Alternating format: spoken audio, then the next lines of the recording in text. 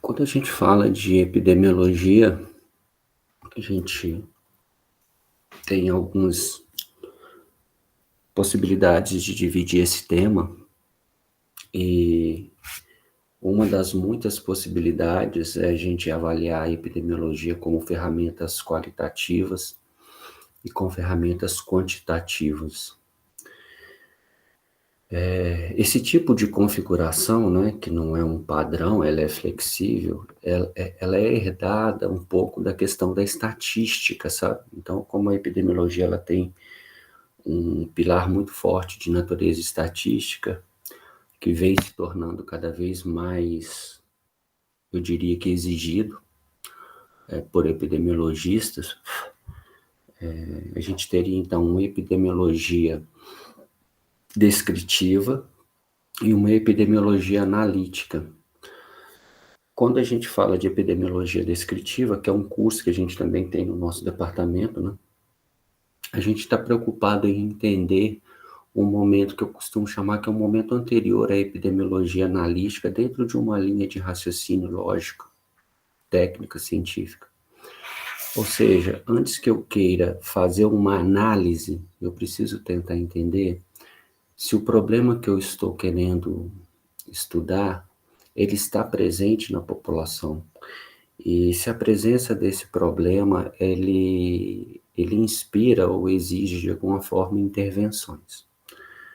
Então, essas intervenções, para que elas possam ocorrer, inicialmente eu preciso desenvolver a descrição do trabalho, para a partir daí, por exemplo, propor uma hipótese e fazer análise de dados. Por exemplo, eu poderia fazer um estudo tentando entender o risco das pessoas terem ebola na cidade de Belo Horizonte. Quando eu faço um estudo descritivo, eu vou perceber que a gente já teve, inclusive em Belo Horizonte, a gente já teve suspeita de ebola, mas a gente não tem a doença descrita na nossa população. Então, os estudos de epidemiologia descritiva, eles vão colaborar nesse aspecto, né?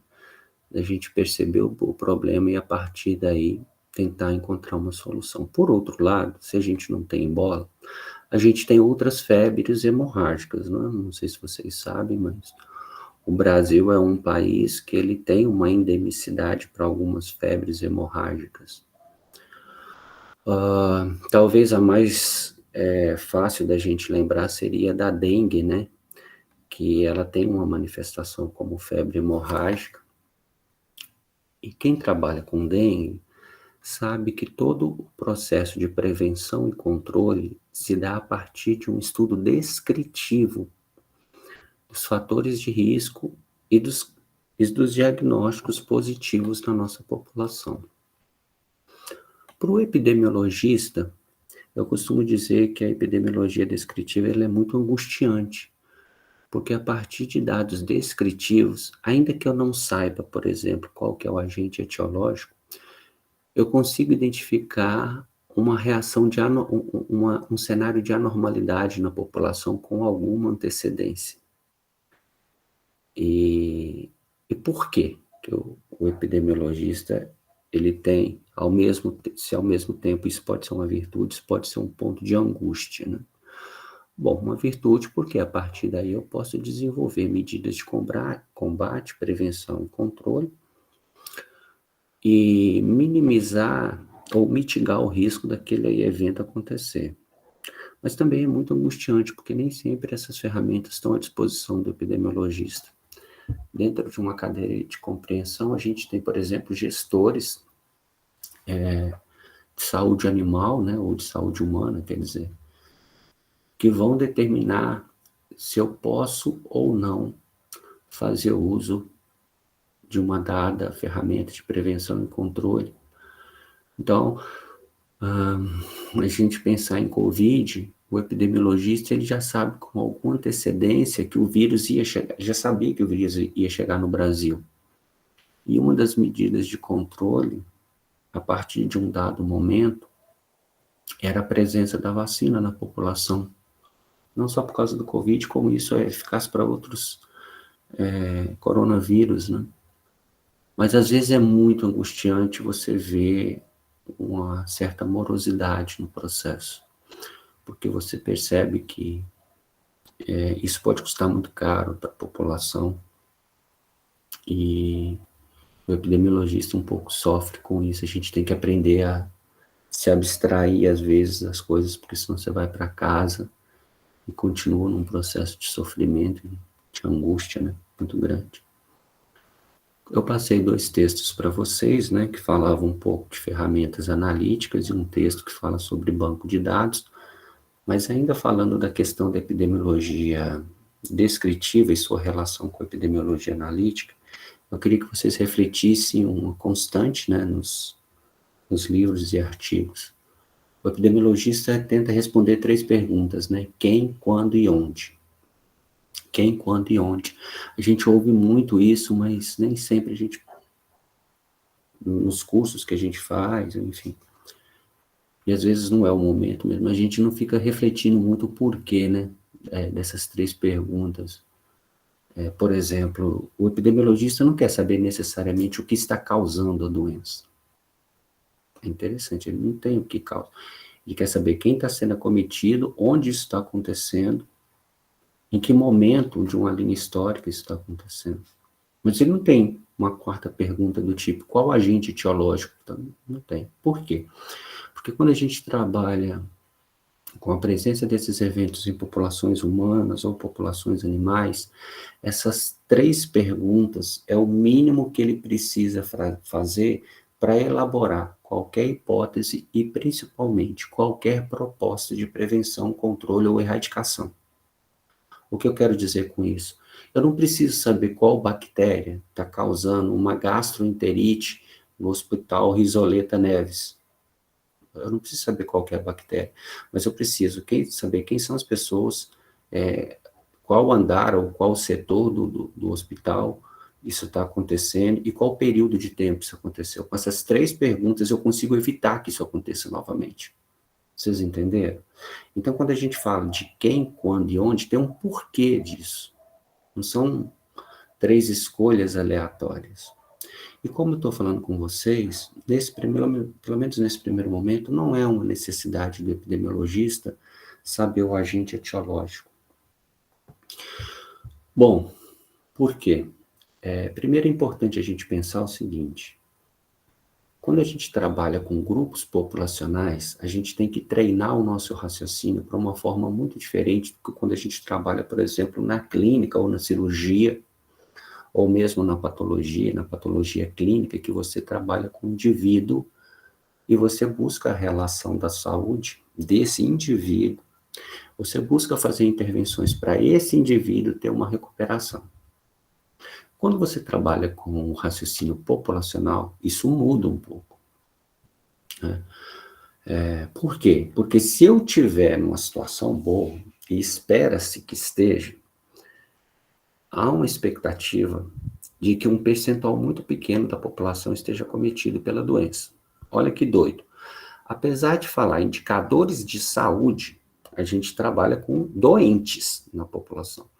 Então, meu colega doutor Luciano, quando ele vai para uma granja de suínos para fazer uma intervenção, ele vai avaliar um indicador de saúde, pode ser, por exemplo, prevalência de doença respiratória, espera-se que um percentual muito pequeno desses suínos estejam sendo acometidos.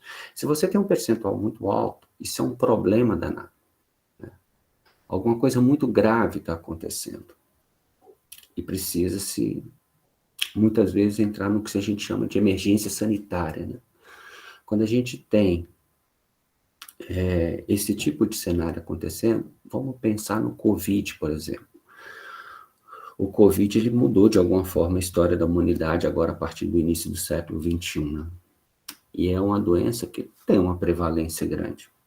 As pessoas ficam assim, poxa, mas o Covid dá um estrago danado desse, né? Você tem uma taxa de incidência relativamente baixa, quando a gente fala de estudos de doenças causadas por vírus, mas ele tem um problema, que ele tem um poder de disseminação muito grande. Então, muito rapidamente, muitas pessoas ficam acometidas E desse pequeno percentual que vai apresentar sintomatologia, quando você redimensiona para 220 milhões de pessoas, acontece um colapso do nosso sistema de saúde, como aconteceu. Vocês estão entendendo? Então, assim, o que é o ideal, né? O ideal que está dentro da minha cabeça é uma ideia. O ideal é que os estudos populacionais, quando a gente faz uma intervenção para fazer uma avaliação na qualidade da saúde de aspecto sanitário, ou qualquer outro, né? O epidemiologista, ele pode usar as ferramentas para fazer intervenções em diferentes situações de doenças, o que eles chamam também o epidemiologista chama de agravo. Eu espero que seja pequeno. O que eu falo de agravo, né? É interessante, mas às vezes a mesma forma que a gente tem, por exemplo, a disseminação de uma doença bacteriana na população, ou um ambiente contaminado, né?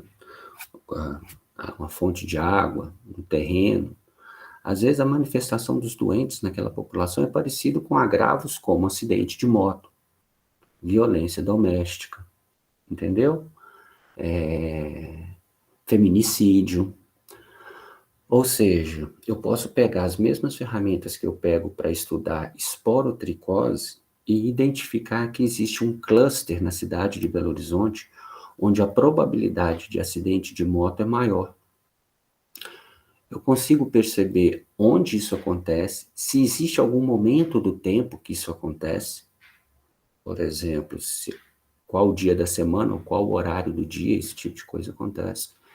E eu consigo identificar quais são os motociclistas que têm maior chance. E aí o que eu faço? Eu coloco em pontos estratégicos da cidade, por exemplo, SAMU, para que o cara receba um atendimento o mais rápido possível.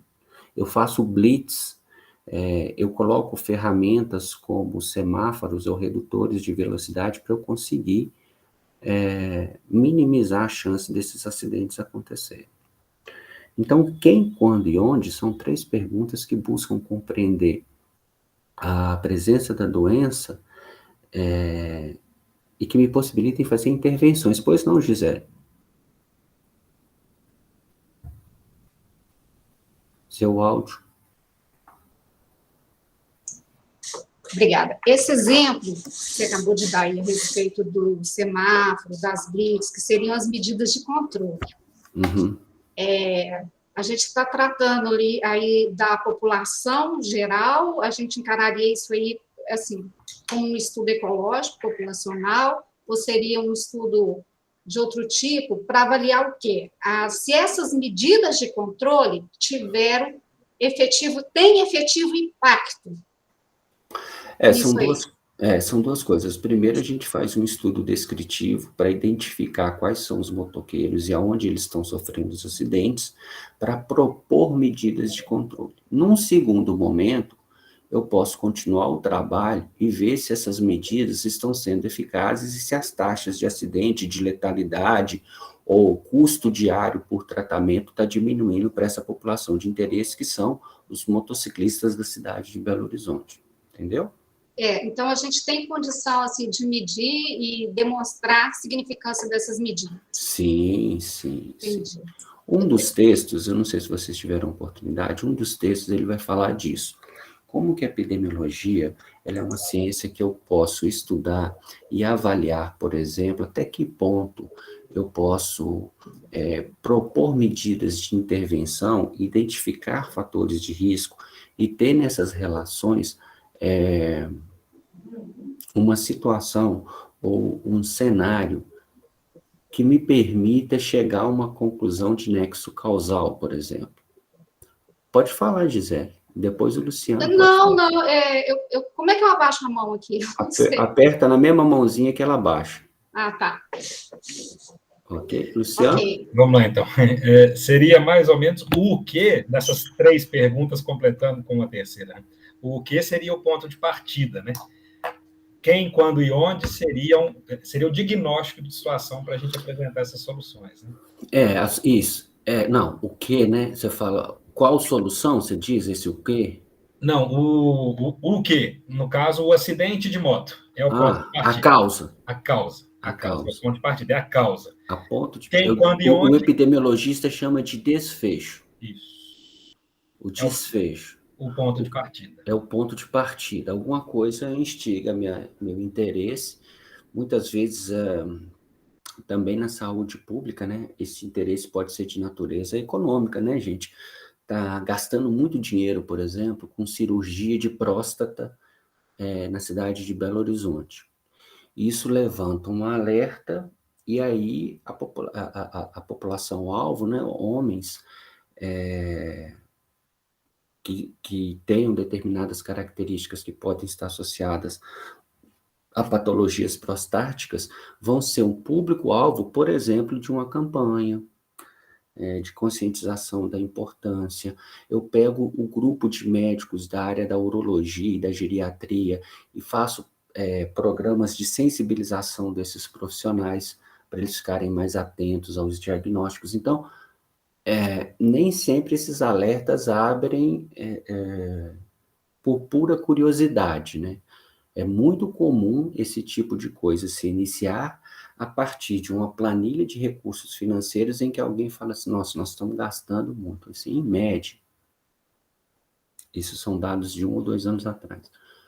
Em média, quando uma pessoa sofre um acidente de moto em Belo Horizonte, que ela tem que ser atendida e ficar internada, o gasto médio é de R$40 mil. Pegou o cara, levou para o hospital, sem cirurgia.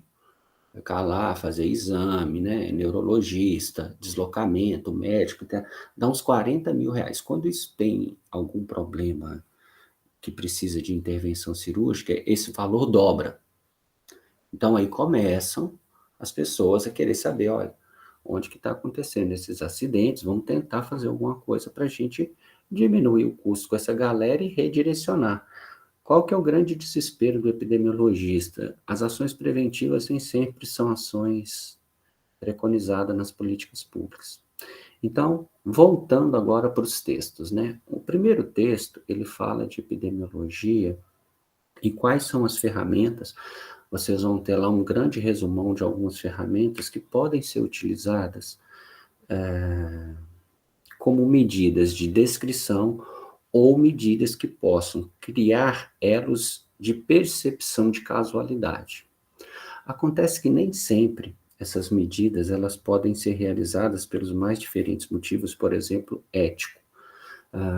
Eu não posso colocar um bairro inteiro exposto à radiação para ver se a utilização de uma determinada cobertura das casas tem mais risco ou menos risco de barrar essa radiação.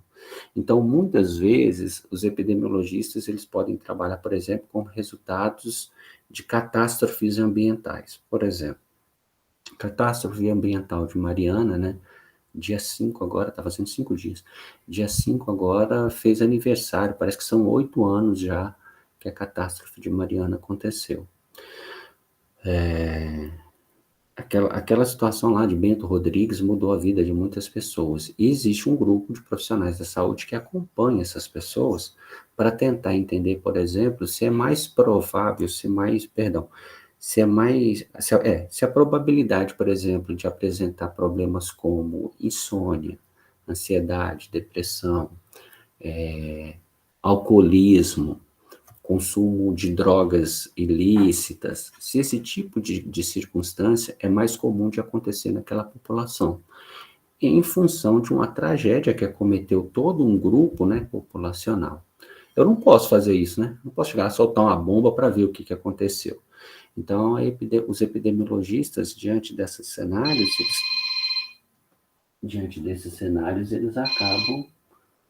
eles acabam tendo que aproveitar, né, de alguma forma, para produzir informações para cenários futuros.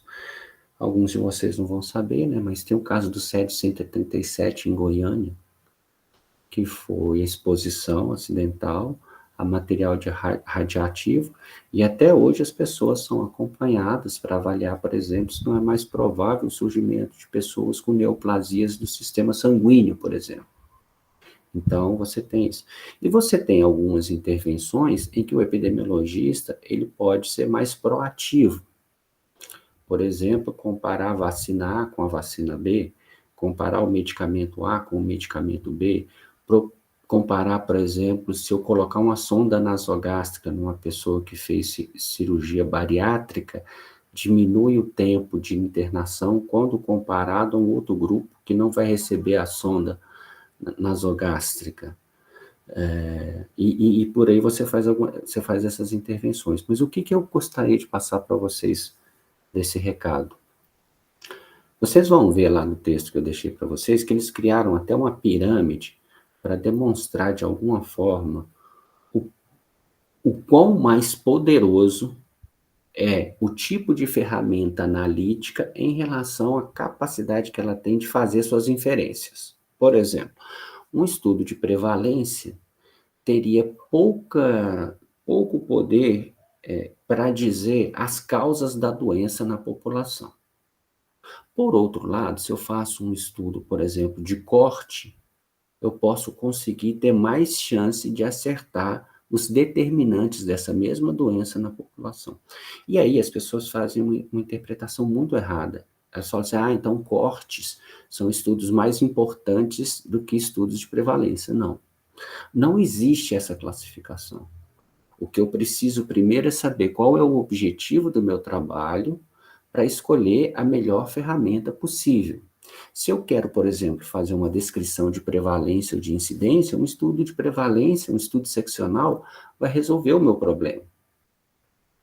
Por outro lado, se eu quero entender quais foram os fatores que instigaram aquele determinado grupo populacional a apresentar, por exemplo, uma maior incidência de câncer no sistema linfático, estudo de prevalência não vai ser bom. Talvez seja melhor eu fazer um estudo de corte ou um estudo de caso-controle.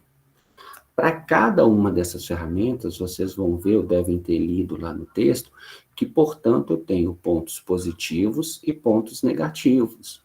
E que é só isso. Não é que um é melhor e o outro é pior, vocês estão entendendo? É que um se adequa melhor a eu fazer um determinado caminho, percurso epidemiológico do que outro. Eu costumo brincar assim, você pode ter um carro caríssimo, um carro super esportivo, e custa R$1,5 milhão, mas para ir para a Serra do Cipó talvez não seja a sua melhor opção. Porque o tipo de terreno que você vai percorrer, talvez seja melhor você ter um carro bem mais barato, mas que ele foi pensado para andar numa estrada de chão, entenderam? Entretanto, determinadas situações, elas são autolimitantes. Eu não vou conseguir ir até o final da estrada se eu for a pé, se eu for de bicicleta, quando comparado, por exemplo, se eu for de jipe, se eu for de caminhonete. Estão entendendo?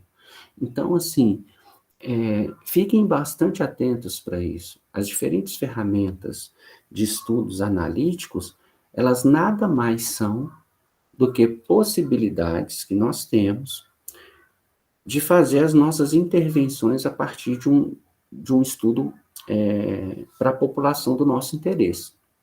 Deixa eu só ler um negócio aqui. A Raquel colocou um negócio no chat aqui. Posso falar que estudo de prevalência? Eu posso falar que estudo de prevalência é uma base para outros estudos? Avalio prevalência de determinado tema e depois, se quero testar algumas hipóteses, faço, por exemplo, um caso-controle. Sim, Raquel. Estudos de prevalência são a nossa primeira ferramenta.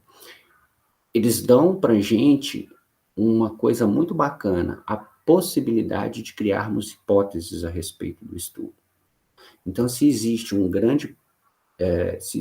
grande prevalência, 30% da população de suínos da granja onde eu trabalho tem problema respiratório, o estudo de prevalência me mostra isso, aí eu começo a tentar entender quais hipóteses podem explicar aquilo, tá ok?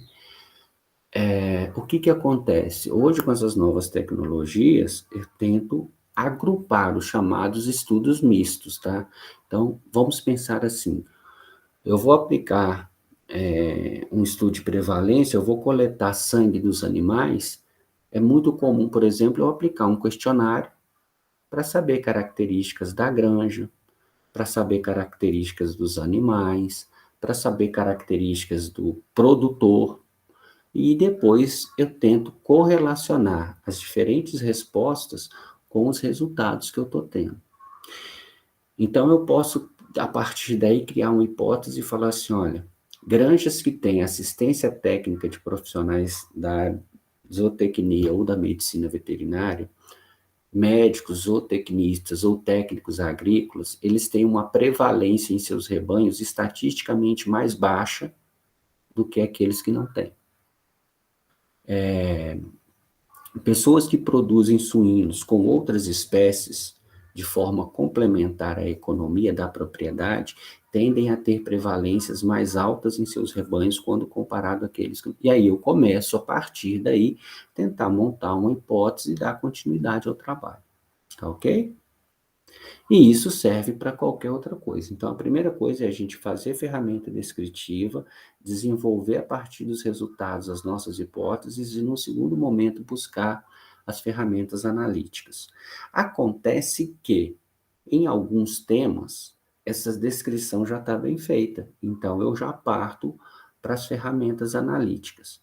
As ferramentas analíticas, elas têm uma diversidade em função muito mais dos objetivos que elas podem alcançar do que da natureza tecnológica delas. Então, por exemplo, se eu vou estudar na população humana uma doença de prevalência muito rara, uma dada doença genética, por exemplo, é muito difícil fazer um estudo de corte. Porque como a prevalência é muito difícil de aparecer, eu posso acompanhar um grupo popular, ou eu acompanho um grupo populacional muito alto, e isso pode inviabilizar a pesquisa por tempo ou recurso financeiro, ou eu restringo a população, acompanho aquele grupo populacional, mas como a doença é muito rara, corre-se o risco de depois de 10, 15 anos de acompanhamento não aparecer nenhum caso novo. Estão entendendo? Então, o estudo de corte pode ser muito desafiador nessa situação. Existem exceções? Existem. Por exemplo, estudo de corte em medicina veterinária, como os animais têm um período de vida mais curto, é relativamente fácil de eu conseguir fazer.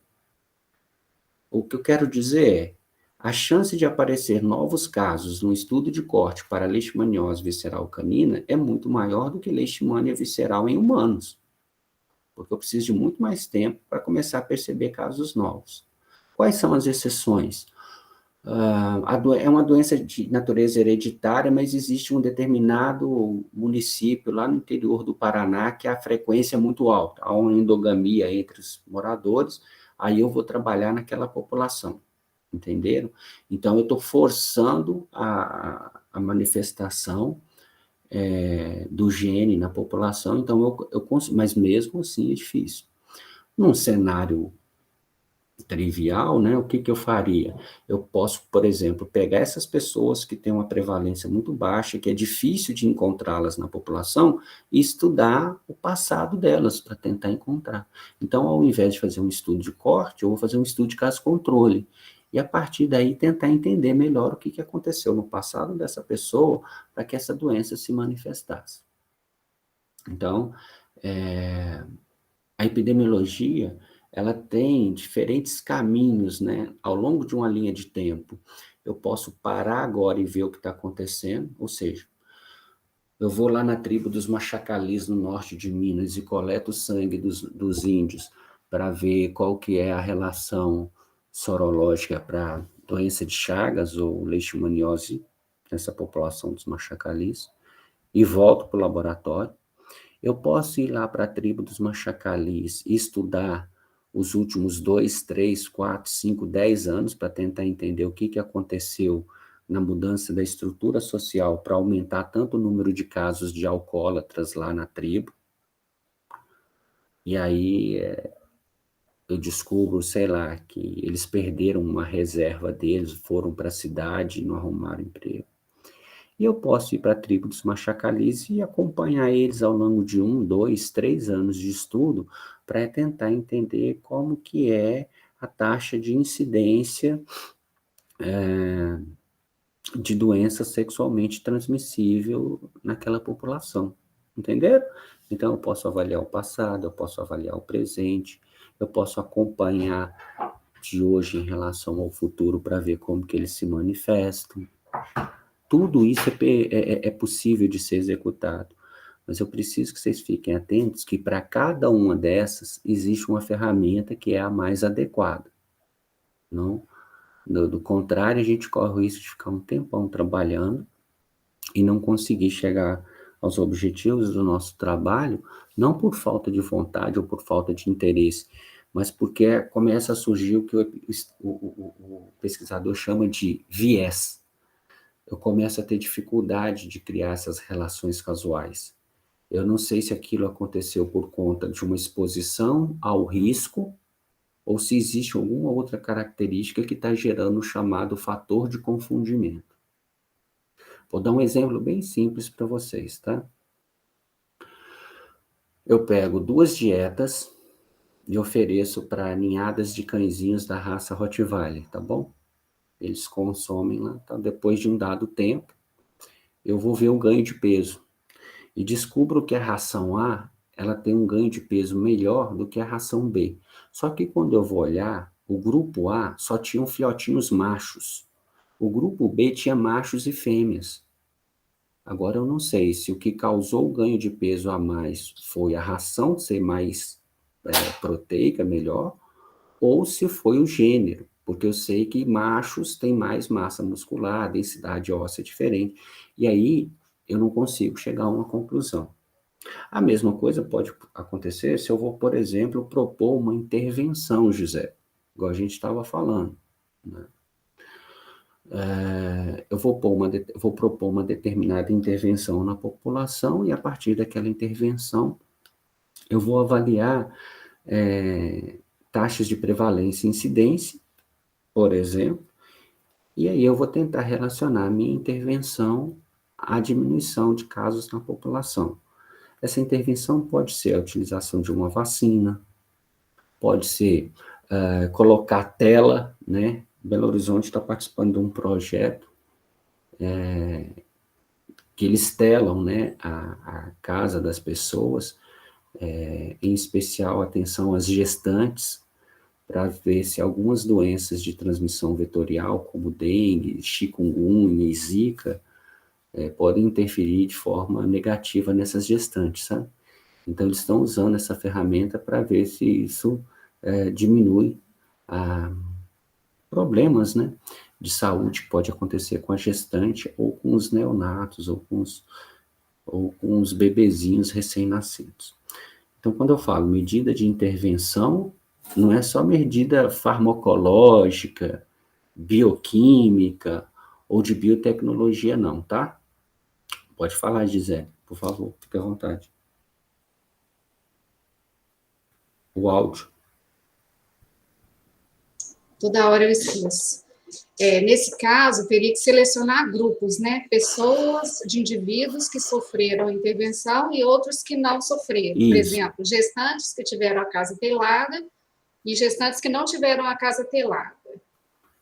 Exato. A gente vai ver ao longo do nosso curso o desenho de diferentes ferramentas analíticas que eu apresentei para vocês. Mas eu te adianto que a gente precisa ter 4 grupos para poder fazer uma avaliação, uma intervenção, Gisele. Uhum. Exposto, não exposto, doente e não doente. Então, quem que eu vou chamar de exposto? A gestante que mora numa mesma região, no mesmo bairro, na mesma rua, mas que a casa dela não recebeu a tela. Eu vou comparar essas duas.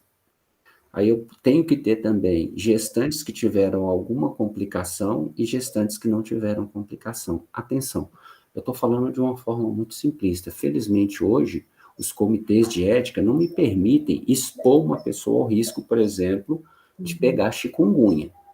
Então, o que eu faço é comparar uma metodologia de combate já existente com uma nova tecnologia. Então, eu vou comparar as gestantes que vão usar roupa de manga comprida e repelente com mães que vão usar roupa comprida, repelente e casa telada. Entenderam? Eu não posso ter ciência que aquela gestante mora numa área de risco para chikungunya e deixar ela exposta ao risco para ver se a minha hipótese confirma. Os comitês de ética não permitem mais esse tipo de coisa, que era feito, por mais assustador que possa parecer, esse tipo de coisa era feita, né? Para quem, eu costumo dar uma sugestão, para quem quiser entender um pouco isso, assistir o Jardineiro Fiel, que é um filme dirigido pelo brasileiro Fernando Meirelles. O Jardineiro Fiel, ele conta um pouco a história, né, de grandes corporações farmacêuticas presentes em países pobres da África, da América Latina ou da Ásia, para testar produtos, né? Recentemente agora, lamentavelmente aconteceu no Brasil, né? Nós temos indícios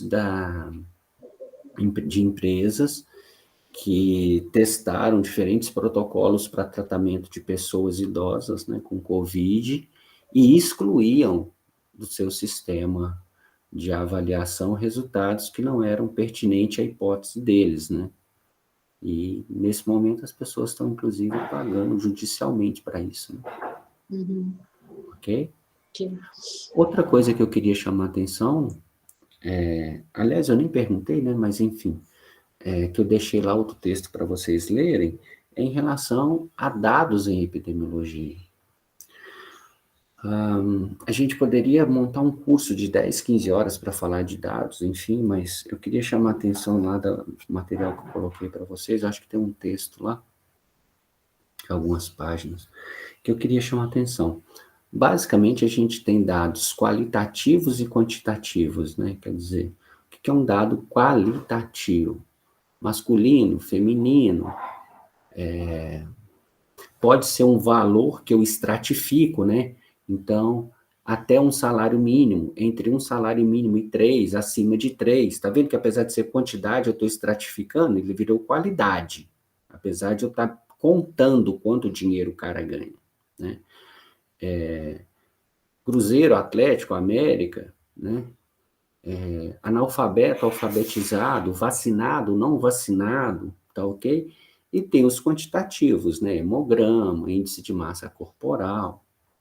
Pois bem, ao longo do curso, eu vou falando do professor Rafael, a gente tem hoje N estratégias de análise desses dados, né? E a gente pode trabalhar isso de forma integrada, você pode ter no mesmo questionário perguntas em relação a uma característica quantitativa, por exemplo, em média, quantos filhotinhos nascem por parto de leitoa nessa grande? E eu posso fazer uma pergunta, por exemplo, para o rapaz lá que faz o cuidado dos animais, eu posso perguntar para ele se ele é alfabetizado ou analfabeto. Atenção, quando eu faço esse tipo de avaliação, eu tenho que ter a minha hipótese. Para que você quer saber se o cara é analfabeto? A minha hipótese é o seguinte: o cara que é analfabeto, ele pode cometer mais riscos de, por exemplo, aplicar um medicamento errado no animal. Eu tenho que ter um porquê.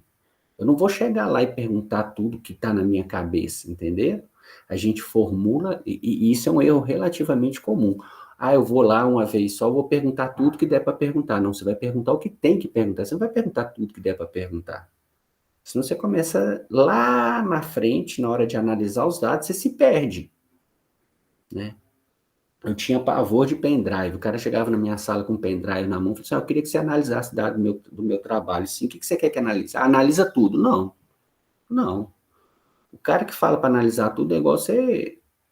Estou andando na rua, torci o pé, chego no hospital, o ortopedista manda radiografar meu corpo inteiro. Não, doutor. O senhor está mais perdido que eu. Então, quando a gente vai coletar o dado, a gente tem que saber o que a gente está procurando. Senão a gente se perde na nossa própria coleta. Tá legal, pessoal? Então, o que eu vou falar? Dados qualitativos, dados quantitativos. Base de dados primária, base de dados secundária. O que é uma base de dados primária? Eu vou lá e produzir o resultado. Por exemplo, a Raquel está fazendo um trabalho com o Ministério da Saúde que ela está produzindo informações sobre prevalência e incidência de leishmaniose no município onde ela trabalha, tá ok? Isso é dado primário, ela está produzindo, ela está fazendo a intervenção. Então, o que é um dado secundário? A Raquel pega os resultados dela e junta com dados do IBGE. Por exemplo, ela não perguntou qual que é a renda da família, mas ela pode fazer isso a partir de dados do IBGE. Existe tecnologia que ela pode pegar os dados dela e juntar com dados de outra base. Quando ela busca uma base que não foi ela que produziu, nós estamos falando de banco de dados secundários.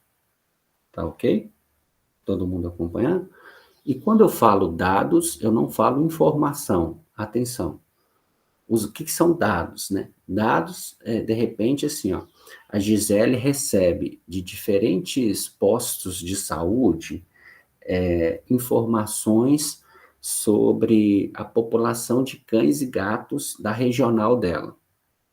Aí os agentes de saúde mandam para ela os resultados.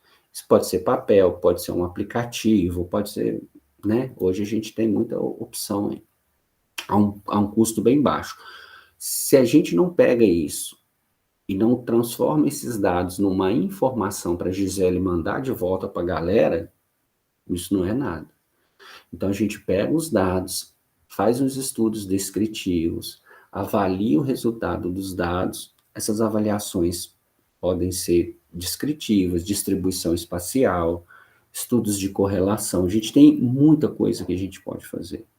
E aí a Gisele faz um relatório e manda para o pessoal, ó, o bairro tal é o que tem maior densidade populacional de cães, o bairro Y é onde tem maior densidade populacional de gatos, o bairro X, além de ter muitos cães, tem muitos cães erráticos que ficam andando na rua, e aí ela pode, a partir daí, gerenciar, por exemplo, políticas de posse responsável, providenciar um castramóvel para ir para aquele bairro para tentar diminuir a população. Vocês estão entendendo? Só com os dados que ela recebeu, ela não consegue fazer isso. Ela precisa, assim, ó, é igual uma máquina que transforma mesmo, como se fosse a água sendo transformada em gelo, né? Então, eu pego o dado aqui, trabalho esses dados e entrego informação. Esse é que é o X da questão. Por exemplo, Luciano deve conhecer vários programas de computador que monitoram uma granja de suínos. O que esses programas fazem? Eles são alimentados por dados e depois o pessoal tem que interpretar o resultado dessas análises. Se você alimentar a informação errada, ele produz um relatório errado. Se você alimentar a informação correta, mas interpretar erroneamente, dá problema também. Ok? Então, os textos que a gente passou são esses dois temas que a gente tem que discutir. Aí, eu queria perguntar para vocês tiveram oportunidade de ler os textos? E eu queria ouvir de vocês um pouco agora o que vocês acharam do material, quem leu, quem não leu. Eu queria ouvir vocês um pouco.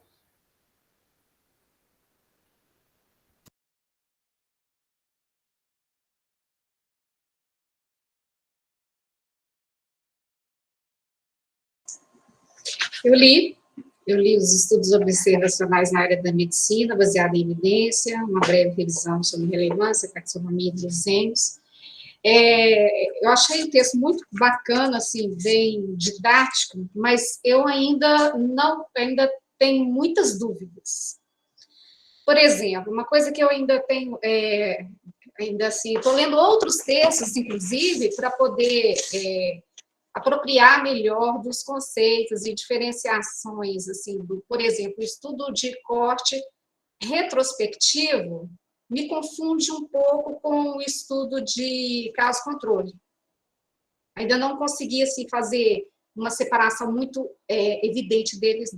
E uma outra coisa também que eu achei interessante, eu queria saber mais a respeito, como eu estou na saúde pública, os estudos ecológicos eles são muito frequentes, mas eu vi que existe uma armadilha enorme, que é a falácia ecológica. Pois é, né, esses vieses assim, da gente tentar atribuir uma intervenção, né, numa população, aí é uma população mesmo, não é assim, a gente não separa indivíduos, amostras e acompanha individualmente a população mesmo, E aí a gente faz uma intervenção, daí a minha primeira pergunta, né? E aí a gente corre um risco de cair numa armadilha que é a falácia ecológica. Eu queria saber um pouco mais disso. Tá joia. Bom, eu vou explicar, mas eu vou tentar não explicar, assim, quer dizer, o curso, Gisele, é para isso. Eu fico feliz que você tenha percebido essas, né? Nós vamos ter aula de corte, de caso controle, então, sim, fico feliz de você já estar com essas dúvidas, né? Que é uma coisa muito legal. E para cada um desses temas, a gente vai ter algumas coisas. Para a gente não entrar muito no estudo de corte, eu vou pedir você paciência e no dia eu tento fazer essa diferenciação. Já preparo a aula com a sua dúvida para quando eu for falar. Falácia ecológica é uma coisa que não vai interferir tanto assim na aula, né? Mas eu posso explicar de uma outra forma. Assim, ó, eu moro na região metropolitana de Belo Horizonte, num bairro chamado Céu Azul, Jardim Leblon, já ouviu falar? Já? Não é muito longe da minha casa, não. Você mora onde? Eu moro no Paquetá. Paquetá. Pois é. Eu moro aqui num bairro chamado Jardim Leblon. E, infelizmente, eu sou uma falácia ecológica no meu setor censitário. Porque se você pegar os dados de ano de estudos dos meus vizinhos, é muito menor do que o que eu tenho. E a gente sabe que educação é algo que influencia diretamente na qualidade da saúde das pessoas. Então, quando você pegar os resultados de dados censitários em relação a anos de estudo, você vai ter uma visão geral do meu setor censitário, do qual eu não me enquadro. Então, a gente pode entender isso. Acontece que, só para tentar tirar sua dúvida, se é falácia ecológica, é uma exceção à regra. Porque se todo mundo tiver o mesmo nível de escolaridade do que eu subo a média do meu setor censitário naquele grupo, e aí deixa de ser uma falácia, entendeu? Então, as falácias, elas são pontos de interpretação que precisam ser compreendidos nos estudos ecológicos, mas, de uma forma geral, elas não influenciam ou não sofrem influência positiva ou negativamente, porque como eu estou trabalhando com um grupo, se você pegar o meu setor censitário, deve ter, sei lá, por baixo, 400 pessoas. Tem uma que tem mais de 10 anos de estudo.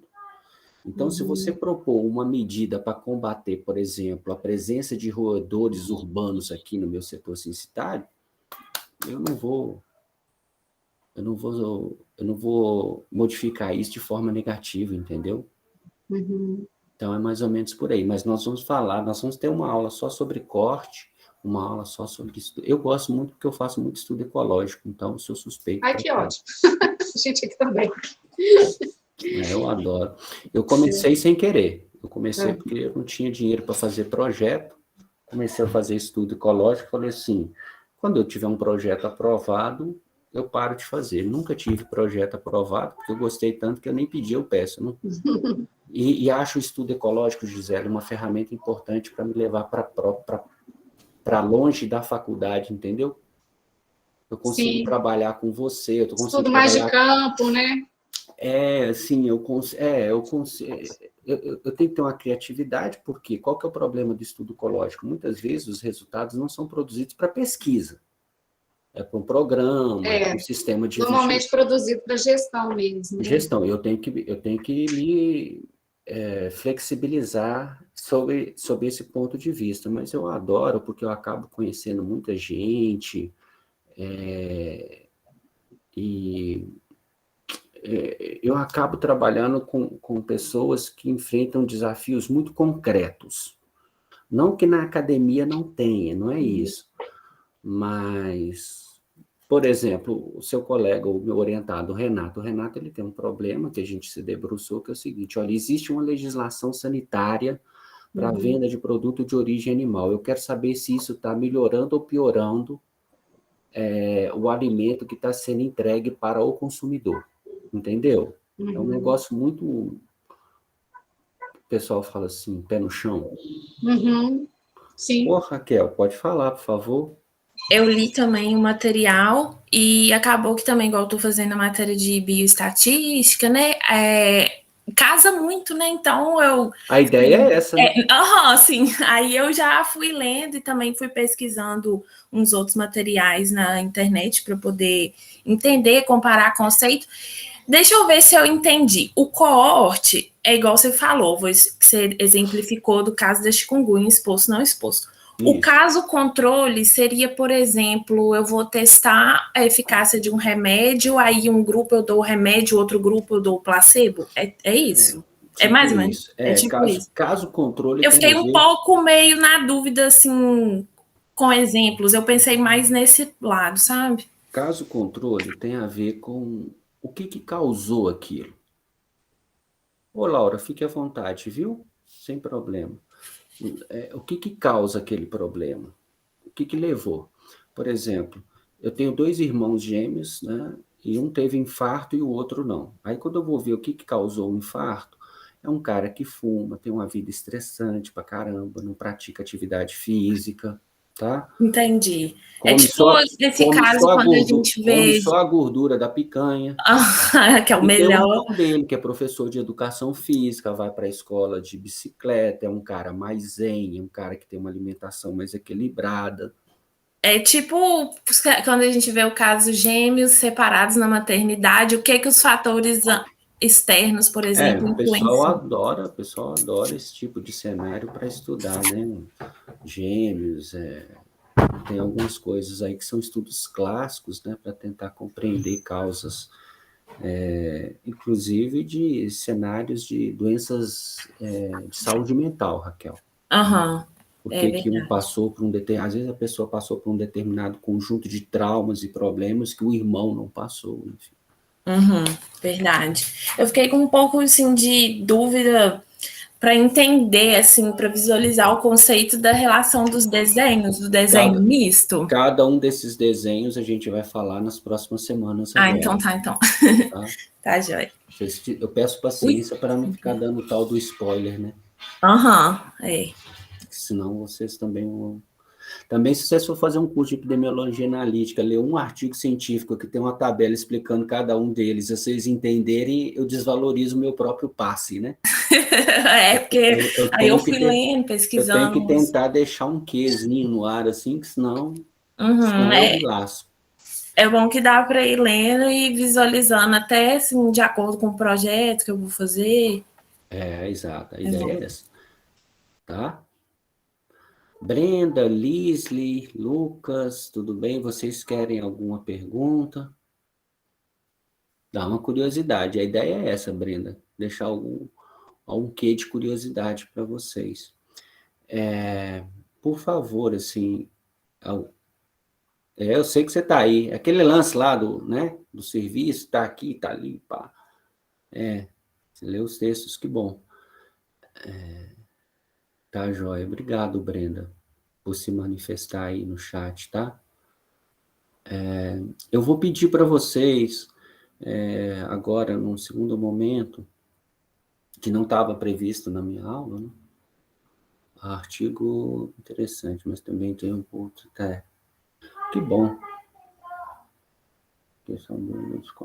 Então, não estava previsto isso, não, mas assim, nós também temos uma turma pequena. Eu queria que vocês, por favor, nessa segunda parte da aula, voltassem lá na plataforma do Google. E se você tiver alguma dúvida, por favor, escreve lá para mim, deixa lá no painel, porque vai me ajudar também a preparar, tá? Fala assim, o estudo de corte, eu não entendi qual que é a diferença de caso-controle para corte retrospectivo. Registra isso lá para mim, porque isso vai me ajudar também a abordar melhor para vocês, tá bom? Gente, essa primeira aula hoje, assim, ela tem a ver com essa ideia de integração, e a proposta é, à medida que for chegando os temas mais específicos, vocês possam também ficar mais à vontade para falar mais, para perguntar mais e para a gente interagir mais, quer seja no vídeo, no áudio, quer seja no chat, tá bom? Por favor. E aí nós vamos encontrar, bom, terminando aqui agora, se vocês puderem já colocar isso lá para mim, porque senão a gente tem correria, tem outras coisas para fazer, né? E aí na aula da semana que vem, eu vou colocar o material lá hoje, Vocês deem uma lida, tentem aproveitar um pouquinho aí o fim de semana, e aí a gente tenta fazer uma aula que a gente vá aumentando cada vez mais esse nível de interação, tá bom? Quem não quiser interagir, tudo bem, não interage, mas quem quiser será bem-vindo. Tá joia, pessoal? Normalmente a nossa aula estende mais, mas essa primeira aula ela tem uma duração menor mesmo aqui nesse nosso bate-papo. Mas, em média, a gente vai gastar aí entre 1 hora e 1 hora e meia, no mínimo, de bate-papo, tá bom? Vocês se organizarem para as semanas seguintes. Beleza? Beleza. Gente, espero vocês, por favor. Uai, que bom, passou rapidinho, então tá bom. É bonitinho demais, ela escreveu rapidinho, igual mineirinho, vocês viram aí no chat? Depois dá uma lida aí. Ô, Brenda, a Brenda tem uma dúvida, pode perguntar. Saiu uma pesquisa essa semana passada e falaram assim que o sotaque mineiro é o mais charmoso do Brasil. Só que eu acho que eu não tenho esse sotaque, então parabéns para vocês que têm. Fala, Brenda, tudo bem? Então, tudo bom? Liguei aqui o celular para falar. Eu tô com uma dúvida, na verdade, sobre a aula de seminários também. Que estava escrito horário a combinar, lá quando eu fiz a matrícula, e não tem nada no Google Sala de Aula. Tá, Aí vocês ainda vão entrar em contato? Vou te explicar. Pessoal, como é uma dúvida bem peculiar de outra disciplina, quem quiser pode ficar à vontade para sair. Obrigado, até semana que vem, tá bom?